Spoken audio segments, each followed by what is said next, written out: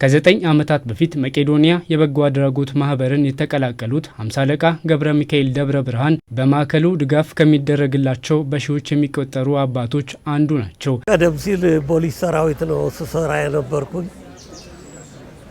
ፖሊስ ሰራዊት 30 ዓመት አገልግያለሁ።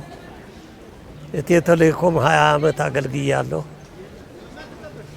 ኢትዮጵያ ጉምሩክ 5 ዓመት አገልግያለሁ እና በድምሩ 55 ዓመት ለሀገር ያገልግያለሁ።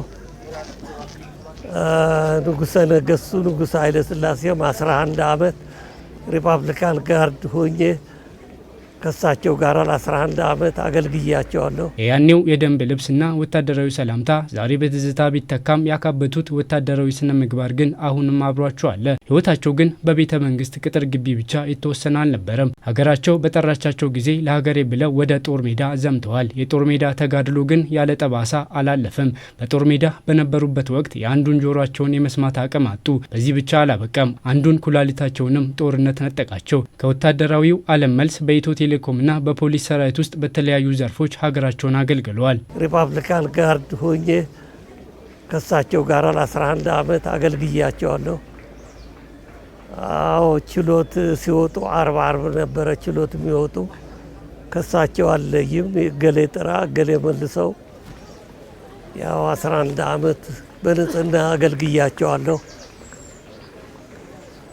ከዛም እንግዲህ እሳቸውን ከስልጣን እንደወረዱ እኔ ወደ ጦር ሜዳ ነው የተላኩ። ጦር ሜዳ ሄጄ እንግዲህ ብዙ አደጋ ደርሶብኛል። ጆሮዬ በፈንጂ ቀኝ ጆሮዬ ታምብሩ ተቀዶ ቀኝ ጆሮዬ አልሰማም።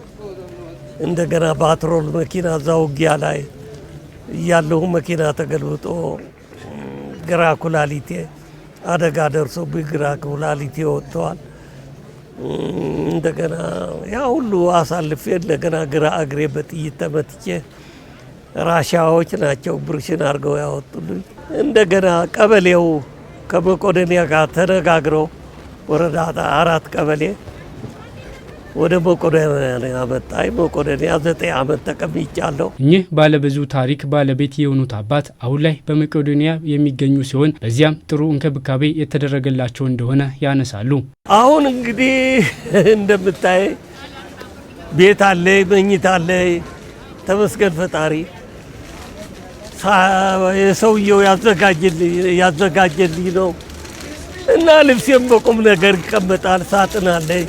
አዎ ደህና ነኝ። ከ15 ዓመታት በፊት ቢኒያም በለጠ ይህንን መጠለያ ሲመሰርት 40 አረጋውያንን ይዞ ነበር። አሁን ላይ ከ9000 በላይ አረጋውያን፣ የአእምሮ ህሙማንና የአካል ጉዳተኞች በመቄዶንያ ይገኛሉ። በዋናነት እንግዲህ መቄዶንያ ያሉ ሰዎች አልጋ ቁራኛ ሰዎች ናቸው። አልጋ ቁራኛ ሰዎች ማለት ምንድነው?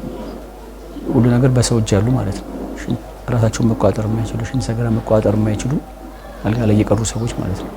ለመመገብም ለመጸዳዳት፣ ለመልበስ፣ ለመታጠብ በሰው እጅ ያሉ ማለት ነው።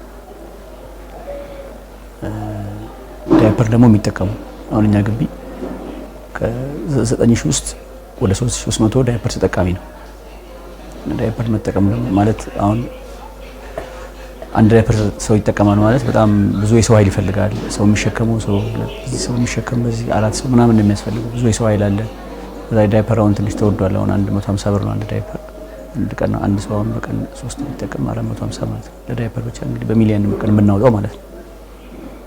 በዛ ላይ ደግሞ እኛ ግቢ አብዛኛዎቹ አልጋ ቁራኛ ሰዎች ናቸው። በጣም የታመሙ ሰዎች ማለት ነው።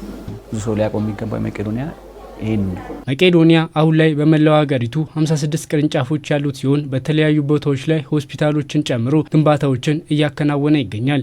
ይህንን የሆስፒታል ግንባታ ጨምሮ ሌሎቹንም ለማጠናቀቅ ያስችለው ዘንድ እንዲሁም ደግሞ በማዕከሉ የሚገኙትን ለማገዝ የገቢ ማሰባሰቢያ መርሃ ግብር ከመጋቢት 6 ቀን 2018 ዓ.ም ጀምሮ ያከናውናል። መርሃ ግብሩ በዋነኝነት በመቄዶንያ ዩቲዩብ ቻናል በቀጥታ ስርጭት የሚከናወን ሲሆን በመከታተል በማህበራዊ ሚዲያ በማጋራትና ቀጥታ ስርጭቱን በማስተላለፍ ሁሉም የበኩሉን አስተዋጽኦ እንዲያበረክት ጥሪ ቀርቧል።